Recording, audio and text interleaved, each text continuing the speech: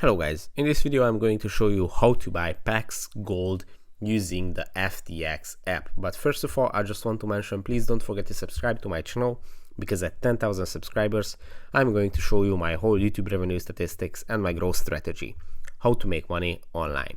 So let's jump into it. First, open the FTX app and then go to the invest section in the FTX app, and here you can obviously go to the search bar and you can type in the crypto that you are looking for, and you can also go on and scroll down this list where you can see some of the most popular cryptos on the platform right now, which is a good thing because maybe you can find some new gems that you would like to invest in.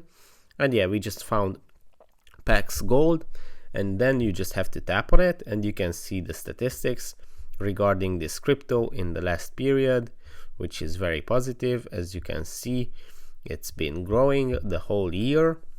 This is the yearly statistic. Obviously you can see the last hour, day, week, month, 3 months and 1 year.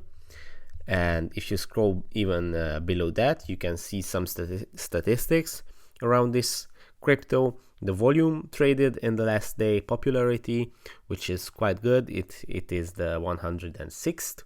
The market capital and the circulating supply.